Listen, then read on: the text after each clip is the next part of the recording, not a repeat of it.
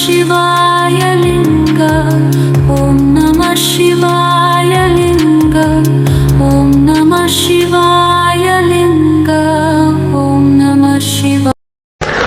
कबीर जी के लिए ऐसे ऐसे षड्यंत्र होते थे जिनका वर्णन करने बैठे तो सत्संग का समय उसी में चला जाएगा, फिर भी वो षड्यंत्रों का वर्णन नहीं हो सकता। फिर भी ऐसे अनंत की प्रीति वाले महापुरुष ताने सहते हैं, बदनामियां सहते हैं और बदले में अनंत का रस ही देते हैं। नानक जी ने कितना सहा होगा, तू नानक होकर देख पता चले। गुरु तेग बहादुर ने कितना सहा होगा। गोविंद सिंह ने तो अपने दीवार में बच्चे चुमा दिए। दुष्टों ने कोई कमी नहीं रखी, लेकिन महापुरुषों ने अनंत का ही पैगाम दिया। उन महापुरुषों को बार बार प्रणाम। इल्जाम लगाने वालों ने इल्जाम लगाए लाख, मगर तेरी सौगात समझकर हम सिर पे उठाए जाते हैं। अनंत की प्रीति वाले कबीर पर इल्जाम लगे और वैश्या आकर बैठ गई भर सभा में। ए बाबा जी, रात भर तो मेरे बिस्तर पे थे और अभी कथा कर रहे हो, और तुम तो मेरे को वायदा दे चुके हो कि मैं तेरा हाथ पकड़ा हूं, नहीं छोड़ूंगा, और अभी भूल गए, लेट हो गए। चलो, आज तक सुना था कि कबीर कामी है, वैश्यागामी है। आज तक सुना था कि कबीर जी चुप कर शराब पीते हैं। आज तक सुना था कि कबीर जी मांसाहारी है, लेकिन वो वैश्या आई, सचमुच में हमने देखा। और शराब के अड्डे वाला आया, बोले बाबा जी रात को बोतल ले गए थे, पैसे नहीं दिए, लाओ। मांस बेचने वाले ने कहा तुम शराब के नशे में उधारे ले गए और अभी तक पैसे नहीं आए, कितने दिन हो गए। लोग अफवाह सुनते थे, सबके सब आकर खड़े हुए, लोग भाग गए।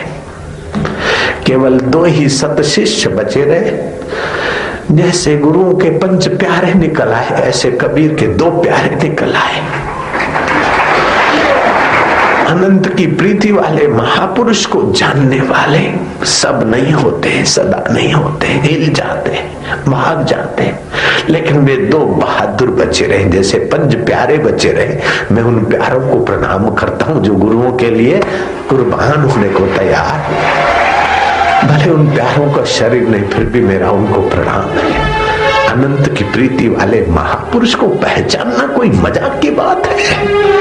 वाह भाई हो, और गुरु जी को सब लोग मानते हो, तब तो सारे चेले जी हो जाएंगे। लेकिन षड्यंत्रकारी जब गुरु के निंदकों का माहौल बढ़ जाता है, औरंगजेब जैसे और मुगलों जैसे जब विरोध करते हैं और अनंत की प्रीति वाले डट जाते, तब जो टिकते ऐसे प्यारों को, सिखों को जो सिख मानते, उनको मैं शाबाश दूंगा। फिर चाहे वो सिख सरदार के रूप में हो, पंजाबी के रूप में हो, या साधक के रूप में हो, गुरु की जो सीख मानता वो सिख है मेरी नजर में। ऐसे 2 सिख, सलूका और मलूका। कबीर जी ने कहा कि भैया सब लोग भाग गए, अब वैश्या के साथ मैं जा रहा हूं, तुम क्यों मत्था टेक रहे हो बेटे, तुम भी जाओ। हम तो ऐसे ही हैं, हम शराबी हैं। लोग आज तक बोल रहे थे, अभी तो प्रमाण हो गया। लोग आज तक बोल रहे थे, अभी तो वैश्या, शराबी, मांस वाला प्रत्यक्ष हो गया। हम तो ऐसे ही हैं, बिगड़े हुए, तुम जाओ बेटे, क्यों हमारे लिए आंसू बहाते हो। तब उन 2 बहादुर सिखों ने कहा, कबीर जी के सिखों ने, गुरु जी आप शराब पीते कि नहीं पीते, वो हमारा अधिकार नहीं। वैश्या सत्य बोलती है, झूठ बोलती है, हमें सोचने का उस अधिकार नहीं। आप मांस खाते कि नहीं खाते, हम वो नहीं देखेंगे। मांस न खाने वाले हजारों लोग हैं, शराब न पीने वाले हजारों लोग हैं, वैश्याओं से बचने वाले हजारों लोग हैं। लेकिन गुरु जी हमें उनसे ज्ञान नहीं मिलता, उनसे शांति नहीं मिलती, उनसे अनंत की प्रीति नहीं मिलती। बाबा जी आपके चरणों में हमें अनंत की प्रीति मिलती, हमें अनंत का प्यार मिलता है, हमें अनंत की यात्रा मिलती। हमें अपने कदमों से दूर न कीजिए, लोग चाहे कुछ भी कहते। महाराज मुझे वेद पुराण कुरान से क्या, मुझे निंदक और प्रशंसकों की बातों से क्या, मुझे प्रेम का पाठ पढ़ा दे कोई। मुझे वेद पुराण कुरान से क्या, मुझे अनंत का पाठ पढ़ा दे कोई। मुझे मंदिर मस्जिद जाना नहीं, मुझे हृदय मंदिर में पहुंचा दे कोई। वो मेरे सामने बैठा है और मैं उनको छूं, मैं छोड़ू, मैं नहीं छोड़ता। सलूका ने भी कहा, मलुका ने भी कहा, कबीर जी बरस पड़े, नजरों से वे निहाल हो जाते जो ब्रह्मज्ञानी की नजरों में आ जाते हैं। अनंत की प्रीति वाले महापुरुष ने निगाह डालते ही उनको अनंत का अनुभव भी करा दिया।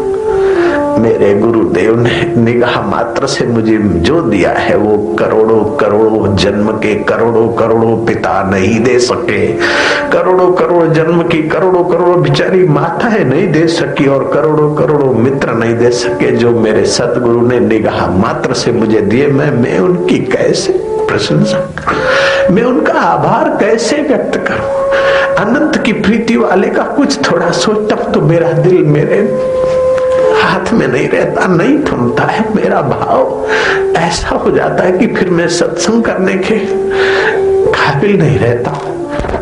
इसलिए अनंत की प्रीति वाले महापुरुष जिस वेश में हो, जहां भी हो, चाहे फिर जड़ भरत के रूप में हो, चाहे नानक के रूप में हो, चाहे सुकरात के रूप में हो, चाहे किसी के रूप में हो, उन ब्रह्म ज्ञानियों को बार बार प्रणाम।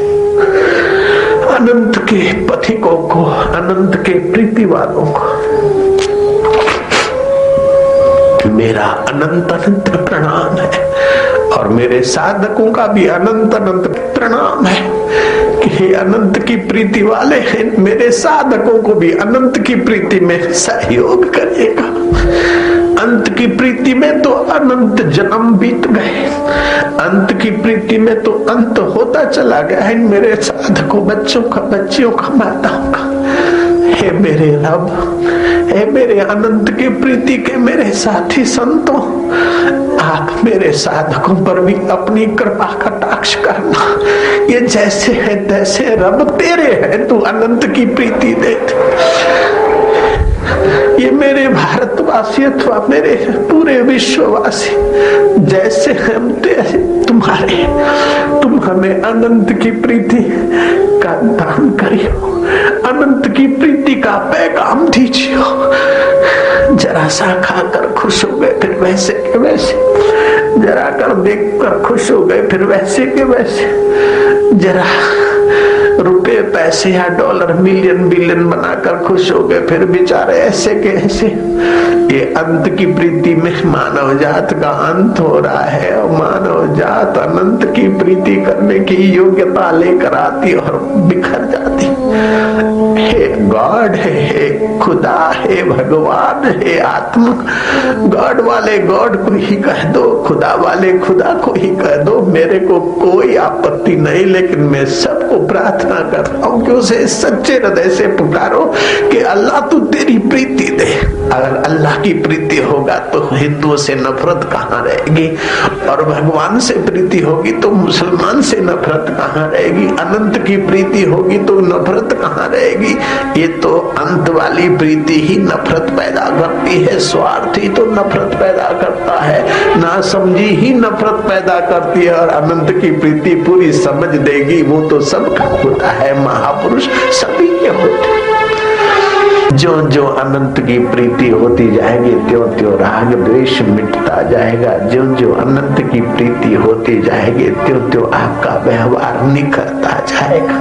फिर आप एक शरीर में या एक कुटुंब में या एक जाति में या एक संप्रदाय में बंध नहीं सकते। जैसे ईश्वर सबका है, सूर्य सबका है, जल तत्व सबका है, तेज तत्व सबका है, वायु तत्व सबका है, ऐसे ही आपकी योग्यताएं सबके लिए हो जाएगी, और सब आपके लिए हो तो उनका सौभाग्य है, और गिने गिनाए निंदा करके गौशालक जैसे विरोधी हो तो उनका दुर्भाग्य है। कबीर के और नानक के विरोधी कोई है, निंदक है तो उनका दुर्भाग्य। नानक का क्या बिगड़ा, कबीर का क्या बिगड़ा? जीसस को क्रॉस पे चढ़ाने वाले कौन से नरक में होंगे, लेकिन जीसस का क्या बिगड़ा? बिगड़ने वाले शरीर को खीले लगे थे।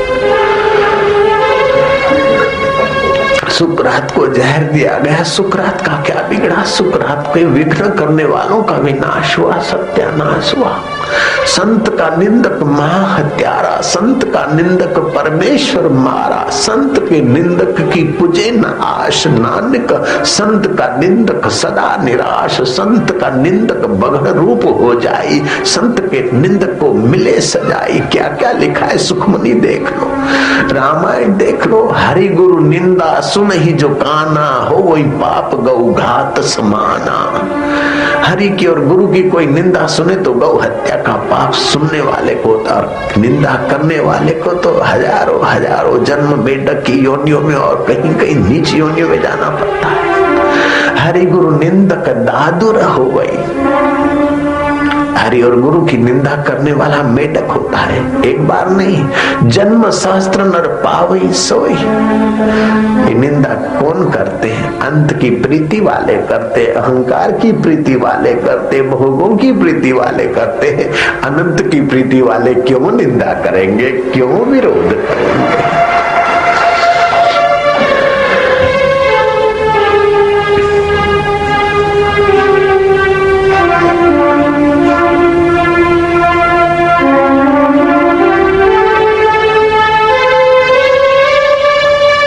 कि बल्ख बुखारा का शेख राजा वादित अली 999 ऊंटों पर अपना रसोड़े का बबरची का सामान और अपना जंगल का सैर करने की, कैंप डालने की व्यवस्था वाला सारा सामान शिकार कर और पकाया और खाया, मजा लेने के कहीं भी जाता होगा। 999 ऊंट रसोड़े के बबरची खाने के लेकर जा रहा था, स्वयं घोड़े पर था। पीछे मुड़ के देखा ऊंट क्यों नहीं आते। उसके वजीर ने कहा कि जहां पर ना रास्ता सकड़ा है और एक ऊंट मर गया है, मरा हुआ ऊंट रास्ता रोक के पड़ा है, इसीलिए सारे ऊंट रुके हुए हैं। घोड़ा वापस लौट आया, ऊंट लेटा हुआ था। बोली क्या मरा हुआ है? उसकी गर्दन भी है, पैर भी है, पीठ भी है, पूंछ भी है, क्या मरा है? बोले मर गया, अब उठेगा नहीं। क्यों नहीं उठेगा? उठाओ इसको, चारा बारा खिलाओ, खींचो, उठो उठो बोलो।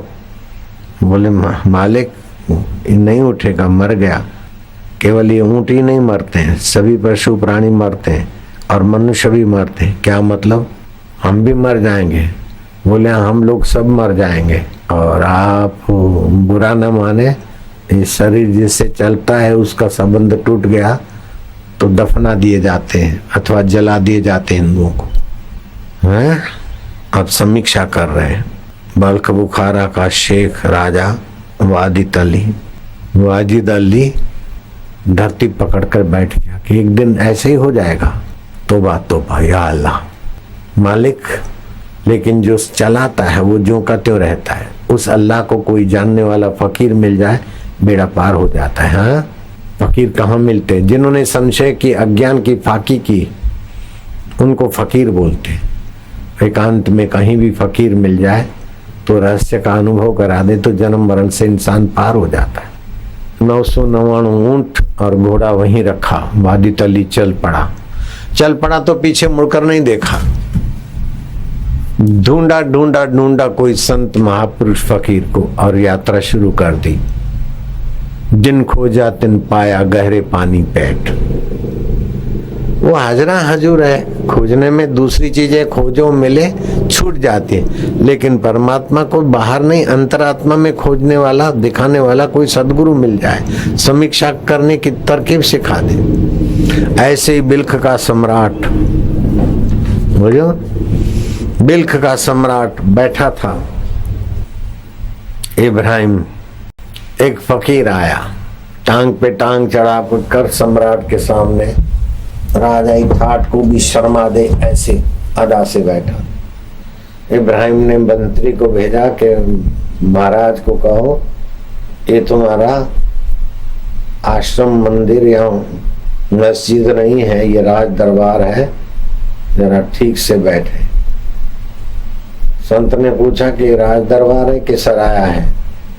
इस पे तो पहले कई आके गए और अब भी जो बैठे हैं इब्राहिम, वो भी तो चले जाएंगे। इब्राहिम पहले कौन था? बोले मेरे अब्बा जानते, उसके पहले कोई दूसरा था, कोई दूसरा था, आपके बाद के जरूर दूसरे आएंगे। तो ये तो सराया है, इस सराया को मेरा मानने की गड़बड़ क्यों करते हो? जो तुम्हारा है उस अल्लाह को जानो ना। बोले महाराज जब सराया है तो तुम ही संभालो। इब्राहिम आ गए।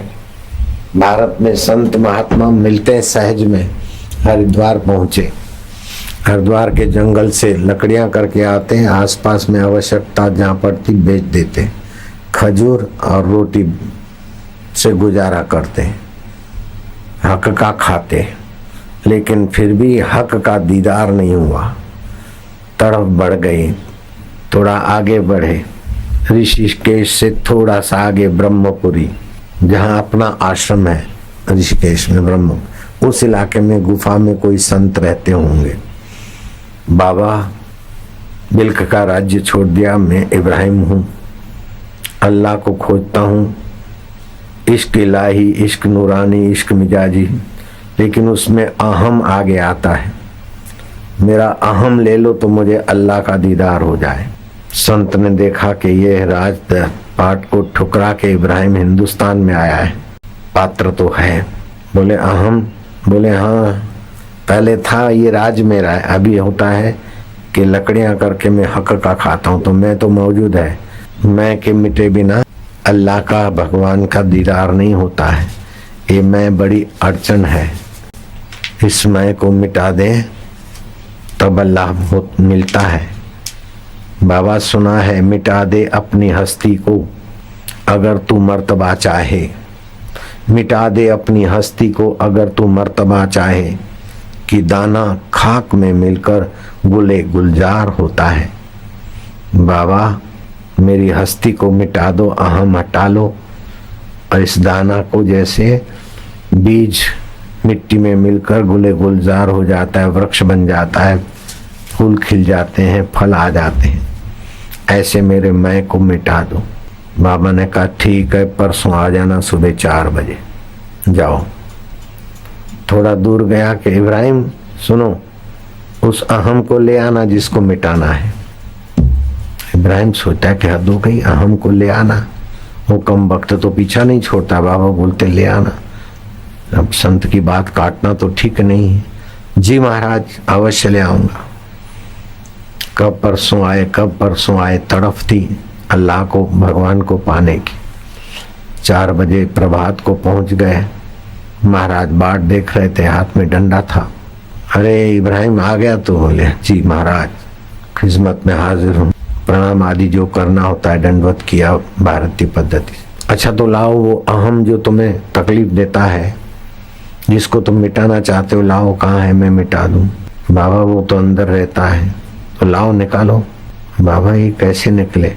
तो फिर बोलता है ना, मिटा दे अपनी हस्ती को अगर तू मर्तबा चाहे, कि दाना खाक में मिलकर गुले गुलजार होता है, तो लाने दाने को। बाबा ये कैसे लाऊं? कैसे लाओ? मिटाना चाहता है और लाया नहीं। बोले है तो सही, तो खोज कहाँ है? बाबा ने अपनी तेवर बदल दी, रुख बदल दिया।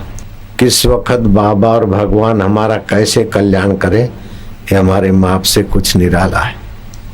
लगता तो बड़ा कठोर व्यवहार है, लेकिन कठोरता में क्या करुणा छुपी होगी। बाबा ने आंखें दिखाई, अब नहीं जाने दूंगा, बैठ। कहाँ है वो दाना जिसको मिट्टी में मिलाना है? खोज। कैसा है? कहाँ है? निकाल, मुझे पेश कर। खोज। देखता क्या है मेरे तरफ? श्वास चल रहा है उसको देख, गिन, और फिर आंखें बंद करके उसको खोज। अहम कहाँ रहता है, उसको देखने वाला मैं कौन हूँ?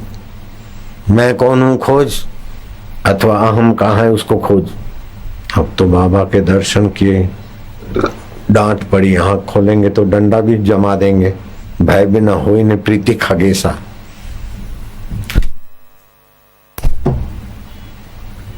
खोजते खोजते खोजते खोजते संत के निवास की चरण रज का माहौल था। जो खोज के बैठे थे उनके संकल्प थे। खोजते खोजते खो गया। जिसको खोजता था सुबह होते होते वो वही हो गया। चेहरे पर जो चमक, प्रसन्नता। इब्राहिम आँख खोली, महाराज के चरणों में लेट गया। उठो, कहाँ है वो दाना जिसे खाक में मिलाना है? बोले बाबा नहीं खोजा था तो वही सता रहा था, और खोजा तो उसकी हस्ती ही नहीं है। बाबा ने समझाया, आंख देखती है और बोलता मैं देखता हूँ, ये मिथ्या अहम है। कान सुनते हैं, बोलता है मैं सुनता हूँ। मन सोचता है, बोले मैं सोचता हूँ।